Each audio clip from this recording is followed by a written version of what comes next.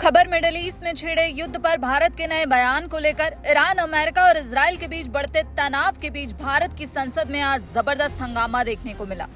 इसी बीच विदेश मंत्री एस जयशंकर ने तेल संकट और भारतीय नागरिकों की सुरक्षा पर बड़ा बयान दिया है। बयान इसलिए भी महत्वपूर्ण हो जाता है क्योंकि इस वक्त लगभग पूरा मिडिल ईस्ट युद्ध की चपेट में नजर आ रहा है।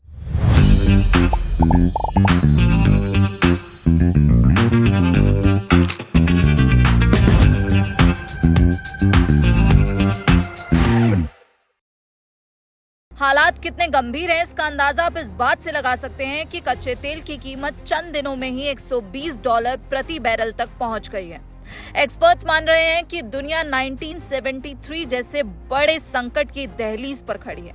इस पूरे संकट की वजह है स्ट्रेट ऑफ हॉर्मुज। दुनिया की कुल तेल खपत का 20% हिस्सा इसी एक रास्ते से गुजरता है।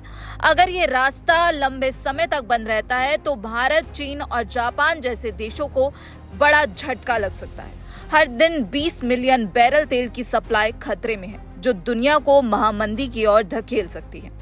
वहीं संसद में विपक्ष के हंगामे के बीच विदेश मंत्री एस जयशंकर ने मिडिल ईस्ट पर बड़ा बयान दिया। जयशंकर की तरफ से भारत का पक्ष मजबूती से रखा गया। उन्होंने साफ कहा कि भारत अपनी ऊर्जा जरूरतों को पूरा करने के लिए पूरी तरह सतर्क है। खाड़ी देशों के हालात ने सप्लाई चेन को प्रभावित किया है। यह इलाका हमारी एनर्जी सिक्योरिटी के लिए बेहद जरूरी है और सप्लाई चेन में कोई भी अस्थिरता हमारे लिए गंभीर चिंता का विषय है। जयशंकर ने केवल ऊर्जा ही नहीं बल्कि वहां रह रहे भारतीयों की सुरक्षा पर भी बड़ी बात कही है। उन्होंने बताया कि सरकार पहले से ही अलर्ट पर थी और समय रहते भारतीयों को ईरान छोड़ने की सलाह दी गई थी।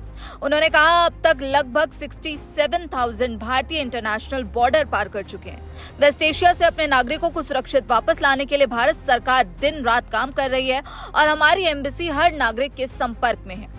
जयशंकर की तरफ से साफ किया गया है कि भारत का स्टैंड हमेशा से साफ रहा है। हम शांति चाहते हैं। पीएम मोदी खुद खाड़ी देश के नेताओं से बात कर रहे हैं। वहीं जयशंकर ने आगे कहा कि खुद उन्होंने ईरान के विदेश मंत्री से 2 बार बात की है। इतना ही नहीं, जयशंकर की तरफ से ये भी बताया गया कि भारत ने ईरान के एक जहाज को संकट के समय शरण भी दी। ईरान के निवेदन पर हिंद महासागर में फंसे उसके जहाज को डॉकिंग की परमिशन दी गई, जिसके लिए ईरान ने भारत का आभार भी जताया।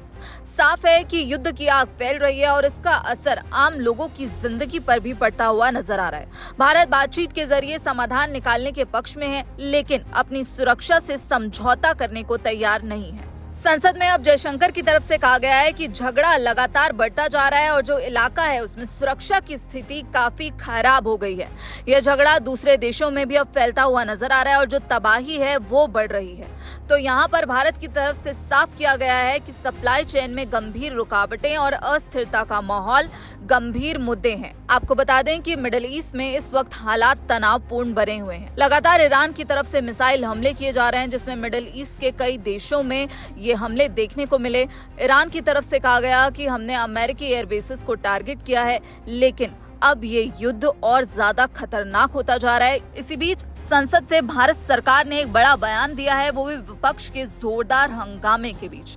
एस जयशंकर की तरफ से जो मिडिल ईस्ट के हालात पर बयान दिया गया है और जो ऊर्जा संकट पर उनकी तरफ से ये बयान सामने आया है, उस पर आपकी क्या राय है हमें कमेंट बॉक्स में जरूर बताइएगा। बाकी देश और दुनिया की तमाम बड़ी खबरों के लिए आप देखते रहिए दैनिक जागरण। नमस्कार।